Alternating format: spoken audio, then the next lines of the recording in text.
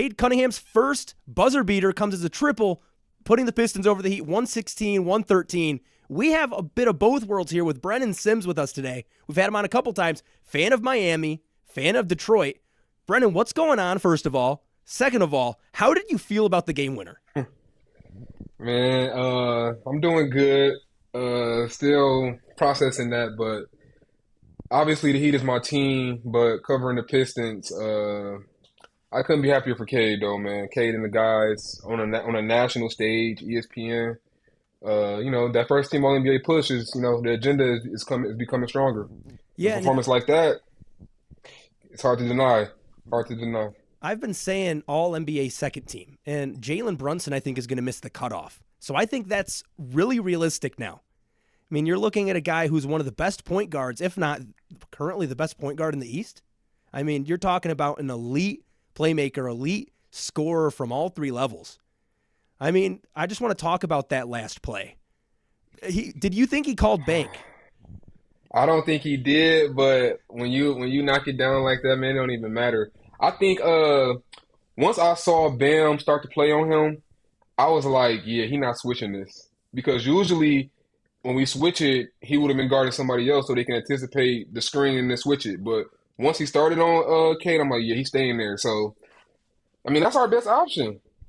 Hayward Highsmith is a great perimeter defender, but, I trust Bam to get the stop. But he stayed with Cade, and it didn't even matter. And I just think it's so poetic that last year, when Bam made that three against the Pistons, it kind of came off of Cade taking that shot too early in the shot clock.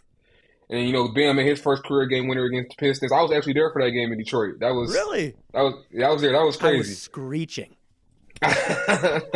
Yeah, the arena was silent, but I was, I sat next to another Heat fan. I was, but I think it's poetic that, Cade returned the favor in Miami and made his first career game winner against Bam tonight. It's just great hoops, man. It's great hoops. And like you said, Brunson is out for those weeks. LeBron is out. First team Cade. First team Cade. I think, okay, national TV game, you have Cade Cunningham going bonkers. Obviously didn't start well.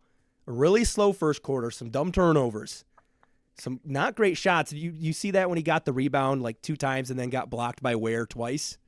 Yeah. Right? Like at the beginning, I was like, oh, this isn't a game that feels good for me. I mean, it kind of felt like that Wizards game where it's like, oh, it just feels like a trap. But, I mean, this is the resilience of a Detroit team that has added veterans, that young guys are playing well.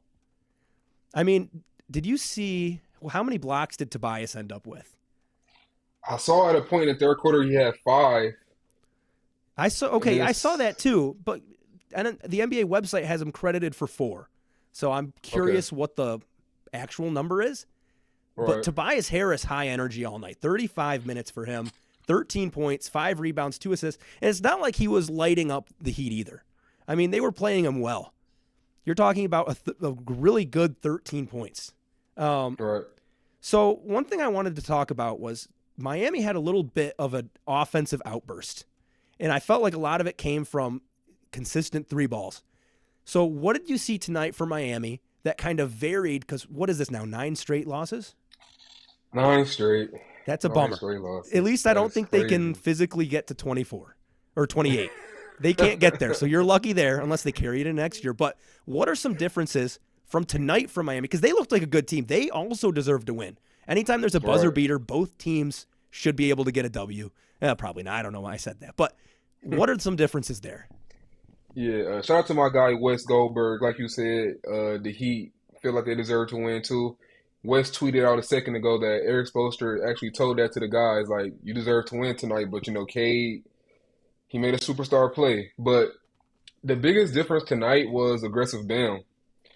We even saw Bam getting mad at Duncan Robinson for cutting off his isolation play. Like, he had an ISO on Isaiah Stewart in the fourth quarter, like early in the fourth. Duncan kind of cut around and kind of brought Beasley near him, and then Beasley kind of doubled him. So you saw Bam going off on Duncan like, man, let me get in my space. So an aggressive Bam, the footwork, the shot making from Bam was amazing. Tyler Hero was kind of out of his funk. He hasn't been shooting the 3-ball that well as of late. So tonight, I think was he 3 of 7 from deep? I have it up right here. You said Tyler Hero? Yeah, was he 3 of 7? 3 of 9. 3 of 9. So it's been a lot worse than that as of late. So seeing him even put the ball in the hoop like that, making those clutch free throws is great. Duncan Robinson, his movement has been great all season. I know he's lacking on defense, but we need the shot making. So I would say aggressive Bam was the biggest difference of the game. And Khalil Ware played this game. He played good for a rookie. Had some mistakes, but he had some electric blocks. But Bam turning up like that was the biggest difference of the offense for me. Yeah, and like I said earlier, and like you said, Miami also deserved to win this game. I'm looking at the lead tracker right now. Miami's biggest lead was 3. Miami's biggest lead was 12. Detroit's was 3. There were 18 lead changes, surprisingly, during this one. But if you're looking at how much red is on the screen right now, I mean, there's only a little bit of Detroit leads there sprinkled in.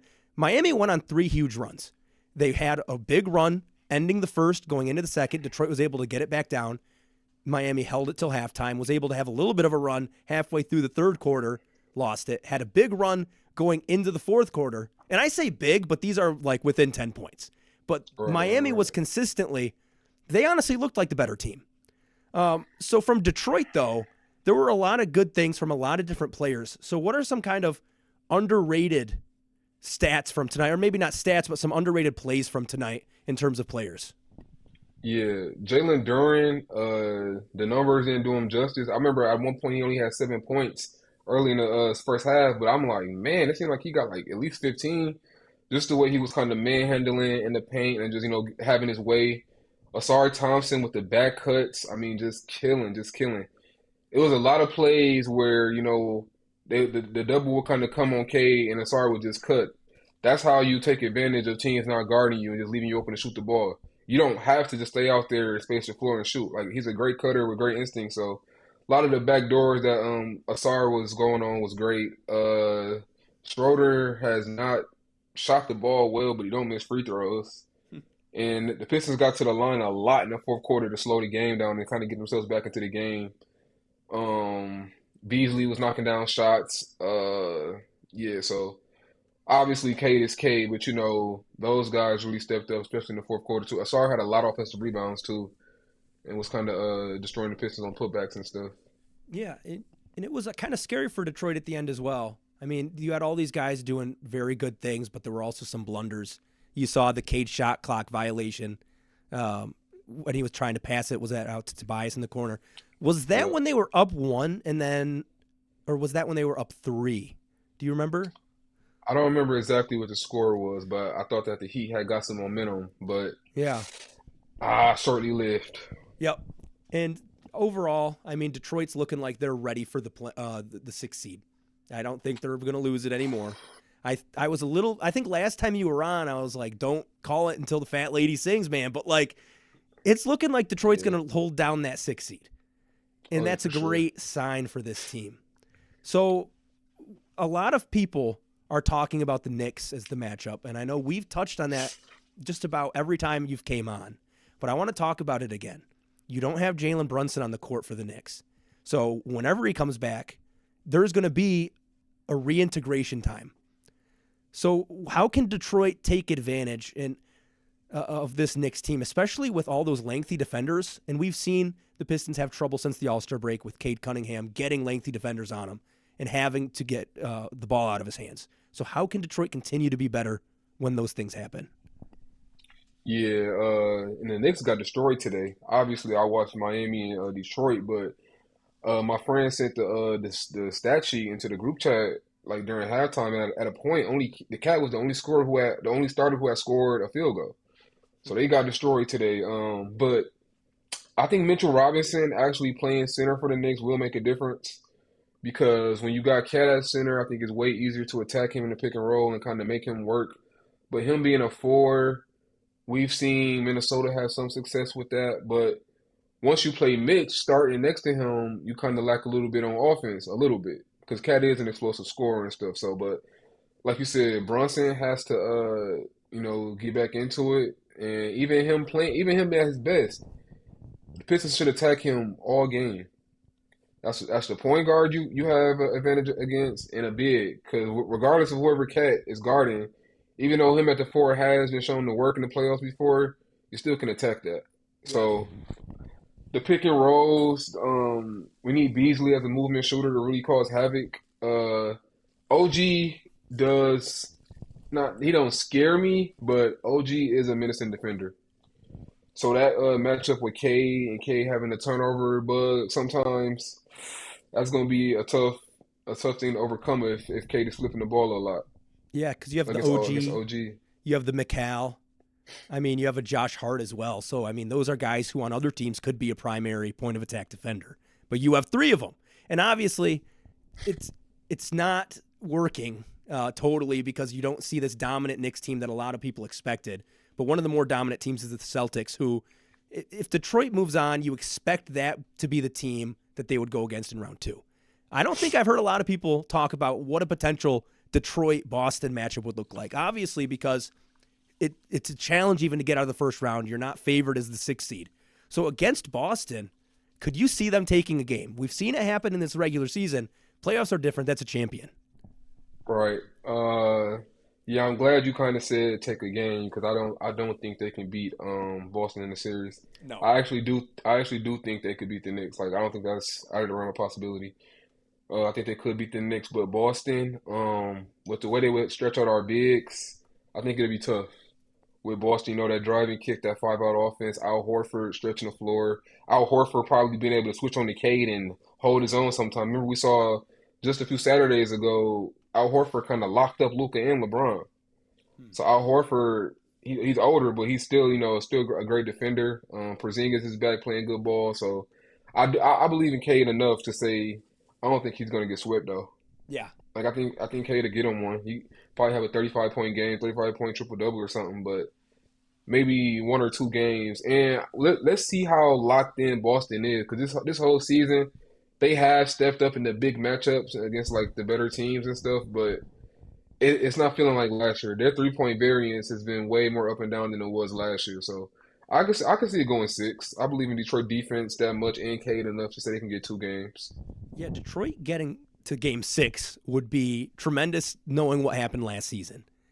And off of that, I kind of want to move, and we're kind of moving quickly through this. I'm getting over a sickness. We're not going to be on a full 30, 40 minutes like we usually are.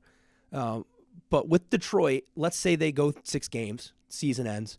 They go into the offseason. They come back into the regular season with the same roster. You had a second-round pick and maybe just, I want to say like another Schroeder, maybe 2 level veterans.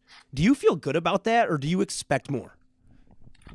I feel amazing about it because I'm kind of looking at it from like the internal progression, man.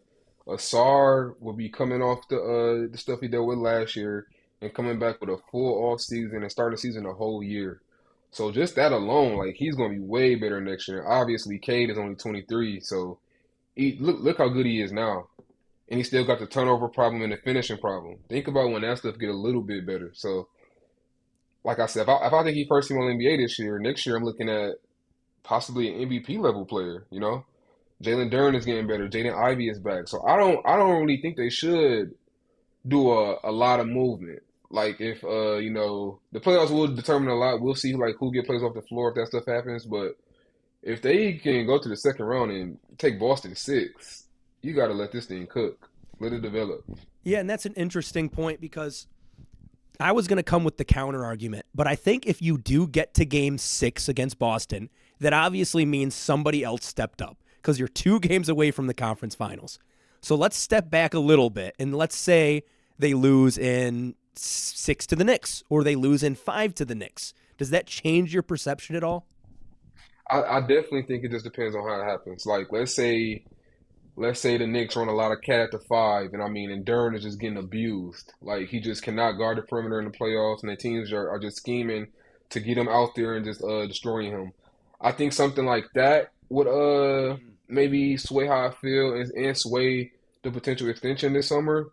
But I don't. The playoffs is gonna be huge this year, man. A lot of stuff rides on how the playoffs what actually happens on the floor. But I still think that Cade next year is still probably, man. He's still probably gonna be top 10.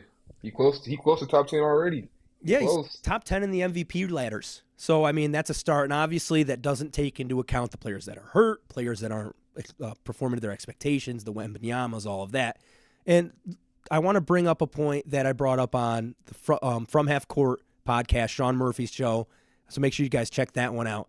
But we were talking a similar around this vein of topic.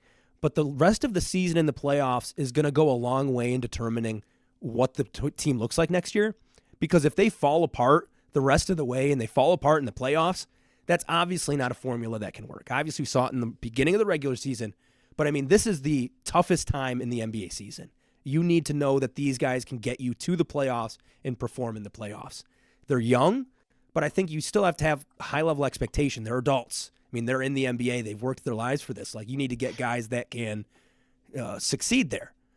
But I also think that if you roll into the next season without, I don't want to say like a considerate upgrade. No, that's not even the right word. I don't even know what I'm trying to say. But a big upgrade like a Naz Reid or a Lauri Markkanen, it almost just feels like there's going to be some sort of regression. We've seen that a little bit with Indiana this year, even after they got a Siakam. And obviously, Detroit hasn't had their Siakam move. And that could happen next trade deadline. So maybe they figure out what happens this offseason. If it doesn't go well, and if they go into the regular season, I feel a little iffy. But, I mean, it's not like it's over. They still have a ton of draft picks. They have a ton of salaries. They can make it to the deadline, make a move. I just wouldn't want something rash. And I'm contradicting myself over and over. I'm saying, well, they should, but they shouldn't, but they should, but they shouldn't. I think it's a lot of personal preference, and there's a lot of different ways this could go. And I would hate to be pigeonholed, you know? Yeah. Yeah, I don't know what I want this team to look like next year, but I know if it's not something, at least a minor upgrade, I'm going to be a little bit disappointed with it. Yeah, I feel like contradicting yourself in a situation like that's just good decision making. You got to look at it from both sides. You can't just be so tunnel vision on one certain scenario.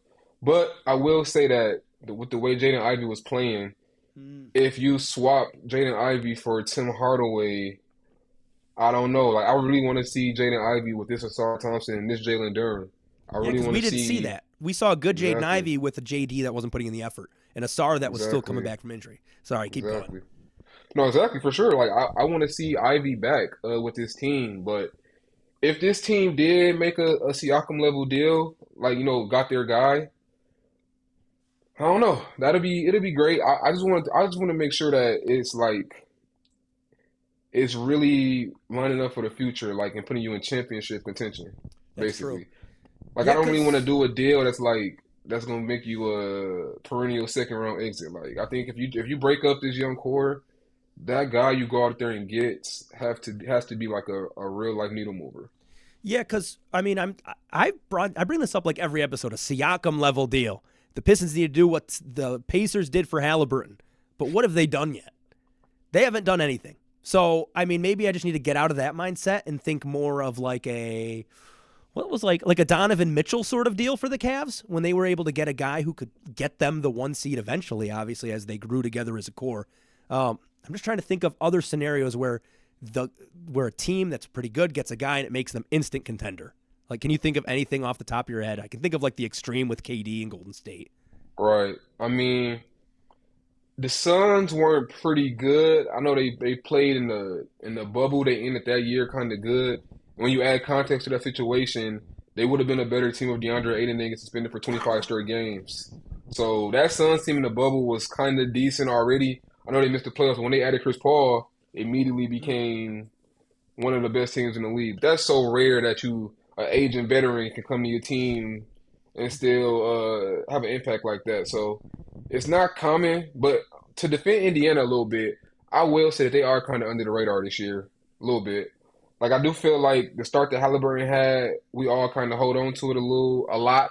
But Halliburton has been like all NBA level since the first month of the season, and they are the fourth seed. And the Bucks look pretty bad. So in that 4-5 matchup right now, I know they got Giannis and Dame, but Doc Rivers is the coach. They're not playing well to end the season. Indiana might beat them right now if I had to bet on it. So Indiana is that's a decent type of archetype to try to build your team. Like if you can get your Pascal Siakam, I think Yeah. that's still a good vision to have. So one guy that there's been rumors, I'm doing huge quotes, to go to Detroit is Devin Booker. So I don't know if you know of the legend of Andre Sands. Have you heard of him on Twitter? Talk to me. So, oh gosh, I need to fix this where this graphic is. Let me put this one right up here. Okay, so Andre Sands is a guy on Twitter who is in the Pistons community, and he basically just trolls. And he made a tweet that said, and he has the Legion Hoops as his name.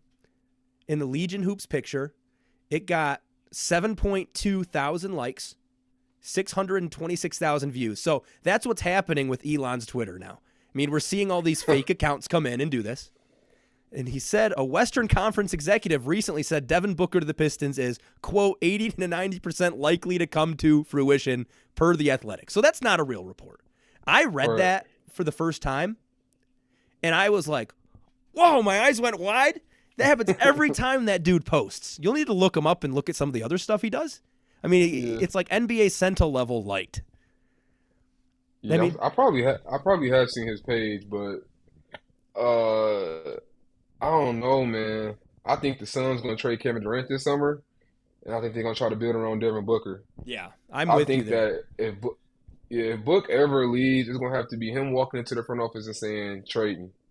And then, realistically, I know he's from Michigan and got the Michigan roots, and he always represented like he was at a Michigan State game and had the Michigan State shoes and all of that stuff. But realistically, the Rockets will outbid us. The Spurs would outbid us. OKC, they can do whatever they want to do. Yeah. So I just think like if Devin Booker ever goes to the front office and says you got to trade me, and he's on the block. I think Houston is the probable landing spot, to be honest. Yeah. I mean, to have it go your way, you'd have to have Devin Booker become a total diva and say, that's the only place I'm going to go. I'm not going to resign, and I'm not going to play there.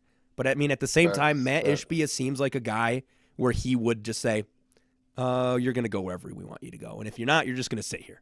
He doesn't seem like a guy that would just give in. Interesting fit here with Cade, though. You'd have to give up a lot. Even like you could make a really attractive offer. But You could. did you see that fake, I mean, maybe it was a Bleacher Report, Larry Markkinen hypothetical deal? Yeah, like did they have Ivy and Durant in the trade? I think it was Ivy, Ron, Stu, Tobias, 2 firsts. And that's like your whole identity. And I a lot don't of, think Markkinen is that guy. they're not playing him. How are we going to know? Yeah. And he's never played 70 games in a season. That's wild to me. I did not know that part. Like he's a sniper, he's a great shooter. He had that great All-Star year. Even the year after that, he was getting buckets still. I think he is a top 40-ish player probably. But man, so you telling me that you're gonna give up all of that stuff to put him next to Cade as a defensive liability? You're gonna trade Isaiah Stewart, the most impactful defender on the team. Asar it's close, but Stu is the back line, and he's the culture. He's the heartbeat of the team. I'm not, and then obviously, Ivy, like we said last time, Ivy he's in any of these deals for a superstar. You got to trade Ivy, and Ron got a lot of potential. His tenacity and his offense, the offensive flashes he's shown. I'm not doing that for Lauri Markkinen, personally. That's a deal. I don't know if I would do it for really any NBA player because you just give up way too much. I mean, it's one thing to get a star, but it's another thing to lose a lot of your, like, who you are as a team. Also losing 2 picks that limits your ability to reinforce. Like you saw what happened in Phoenix. You saw what happened in LA after they gave up all of their guys after the championship. I mean, time after time, you see teams sell out, but now you're seeing teams like the Cavs who then buy into one guy. They didn't have to give up a huge package. Now they're the first seed. The Celtics, they built through the draft. Warriors, they built through the draft, and then they were able to use some of their assets to go get Jimmy Butler. I mean, you're seeing teams just get the one more piece in being able to move. You saw the Mavs last year. Obviously, we know what happened this year, but last year made it to the finals after building through the draft and then trading for like role players that fill in around the edges. I mean, if you're Detroit and you trade all of your worth just to pair Cade with Booker or Cade with Markkinen and the circumstance we were talking about, I don't even think that makes you a top 3 seed. I mean, that probably puts you in that New York, fringe Indiana range. But I mean, those teams have depth. Well, New York doesn't really at this point. They're really hurt. But Indiana, they have some depth, and they're only going to get better. Right. And I don't want people to think that we're just getting so attached to the young players. Like for example, the Orlando Magic, they probably could have traded Anthony Black last year for some more talent, but they kept him. He's regressed. His trade value is down. So sometimes I feel like we do get super attached to these Mm. young players. Like we think young players can always be stars, but like I said, for Laurie marketing, it's some guys I would do that deal for, but you gotta be as good as Cade or almost better. Yeah. For me to trade half the team, you gotta be like a top 15 guy. You gotta make it like a Tatum and Jalen Brown type of duo, not like not like a I don't even want to say MJ and Pippen because that Pippen was top 10 the whole time. Yeah. So Would you yeah, you put gotta Book be in like a that tier? super elite player. I think Book is as good as Jalen Brown. Probably, I mean, I think Book is better than Jalen Brown. I think Yeah. Book is probably out right outside the top 10, like probably top 15-ish. So if you did that deal, let's say you did the deal that they did for Larry Markkinen, I'm assuming because there would be a bidding war, you'd have to give up probably another first, and then let's say you throw in, I don't know, maybe you swap Ron with Asar. Would you still do that? Three Not a firsts. SAR. Really? Asar is the stopping Not a, point there? yeah, yeah, no, it's not for me. Not a SAR Thompson. We don't know what he can be. Yeah, And I feel like if you're gonna get rid of Asar, which I don't want to, but I feel like if you go down that rabbit hole, you'd give up that one package for one star, and then you'd give up Asar for a third offensive weapon, maybe a stretch big, but I mean, at that point, is he more beneficial than what you could get? That's just a tough convo. yeah, I just think in the way like in the place the league is in with all these perimeter guys, you got one of the guys that projects to be the best stopper in the NBA. And honestly, not even projects. Like right now on the perimeter, it's not five guys I'm taking over Asar Thompson. Foul trouble is his biggest concern. Hopefully he can grow out of that, but man, you got one of them guys already. Like it's not a lot of perimeter defenders better than him. So and the offensive flashes, like he does something every game. It's like, man, you got that in your bag. You just got to keep working. You just got to keep working. I know the jump shot concerns is, it's a jump shooting league, but I'm hesitant trading Asar. I'm not gonna lie, but you can. I'm definitely not trading Asar and Ron. No way. Yeah, that'd be tough because I I think need I Ron need is one of shades them. of him. Yeah, I need one of them. Okay, Pistons schedule coming up. You have the Mavericks. Let's hope that's not a trap game. Right. You have the Pelicans, and then you have the Spurs. Those are three winnable games. And Detroit's record right now is 39-31. They have a chance to get to 42 wins after that stretch. That getting to 42 wins, like a lot of people said, are they going to win 24? Are they going Right. to? Oh, if you win 30, man, that's over double. That's not happening. That never happens in the NBA. If they win And 42 when they still have 11, what would that be 11 more games left if they have 31 losses? Yeah. They'd have 11 more games left. I mean, I'm not going to say they would go 50 because you right. have a gauntlet of the rest of the season. A gauntlet. You Oh, end the season, and this is starting from the end. You have two Bucks, Knicks, Kings, Grizzlies, Raptors, Thunder, Timberwolves, Cavs, and then we're to the three games we just talked about. Obviously, there was some easier ones sprinkled in, but I mean, there's playoff implications in a lot of those last few games. You have the Knicks and Bucks, all vying for spots 6 through 4 at this point. right. So it's going to be tough, but Detroit realistically can get to 45 wins. Oh yeah, I think that should be almost Like not a baseline. given yet. Yeah, but like almost like yeah, you're right there. Yeah, if they In can this three win, game if they stretch, can get to 42 and still have 11 games, I don't expect them to only go 3 and whatever the other number is, 8. right? I mean, if they go 5 and 6, I mean, that puts them at what, 47? Yeah, 47 Right. wins. That's insane. And they've had the number one defense in the league for so long now. So it's like the defense is going to be there. Cleveland is probably at the point where they're going to start sitting down their guys. OKC, same boat. I know you said the Knicks twice, and it's the Knicks, it's the Bucks twice. Oh, The Bucks Bucks twice twice to and end. the Knicks once. And the Bucks is just such a tough matchup for Detroit. Giannis is just superhuman against. He's superhuman, period. But against Detroit, he really is superhuman.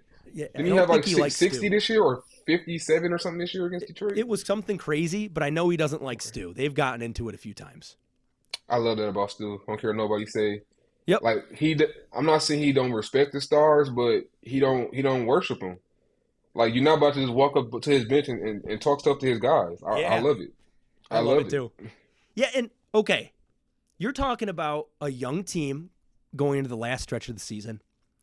They're only down by point 0.2 to Denver in fast break scoring this year. And I think this is updated. I think they were down by point 0.5 before tonight's game, but 19.6 for Denver on the year, 19.4 for Detroit. Toronto's actually number 1 over the last 3. But I think Detroit has a chance to get the number 1 spot for fast break scoring. And I think that's something that could really help in the playoffs, especially when teams are going to try to force you to play slow. They're going to force you to play a lot of half-court offense. But if Detroit can play their defense and keep getting out in the fast break, I think they have a really good shot at taking at least 4 games against the Knicks.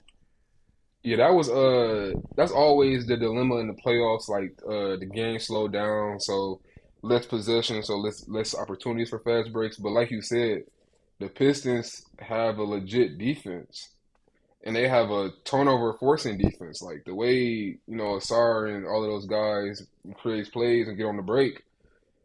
I don't think they're gonna average 19 a game in the playoffs, but even if they drop down to like 16 to 15 and still maintain that number 1 level defense, man, like Yeah. that's scary for the Knicks because the Knicks defense for all those guys, that defense is not good. Yeah. And like I said, Mitch Robinson is back, and that will make an impact with him being a rim protector and Cat playing the 4. But we got to see it. We got to see those two play more minutes together before we can say that that's an elite defense. Yeah, and especially they're not elite in the fast break. I mean, they're a lot better in the half court, which will help them against Detroit. But at the other side of it, Detroit's just going to run so much they might not have a chance to set up in the half break. But this is where we're going to call it. We just saw potentially the best ending for Cade Cunningham of his career. A great First buzzer team. beater 3. First team, baby. So First we're team. going to be back soon. Brennan, I want you to talk a little bit about what you've been working on. What's new for you? Yeah, I just dropped an article for All You Can Heat on FanSided about the 5 rival teams that passed Miami. Miami been a great team for the past few years, but this year 9 losses in a row. So I just wrote a piece about that. Writing for Detroit Bad Boys. You can catch some of the previews. I got some more cooking up before the end of the year, and yeah, just follow me on Twitter. I know the link is up and everything, so follow me on Twitter. You can follow all my writing journey and all my basketball takes, and just come enjoy hoops with me. I love to talk hoops with y'all. Yeah, we'll make sure to have all the links in the description of the video. Your @ on X is right below your video right now. So make sure you check out his stuff. We'll be back soon with more Pistons content. I made an update in the YouTube posts that instead of going daily, we're going to start doing bi-daily video. Wait, what's the word for that? Every other day. We're going to do every other day videos. And then if there's something crazy that happens in between, we'll make a video for it. Breakdowns, analysis, just gameplay, all that kind of stuff. We'll be back soon. See you later.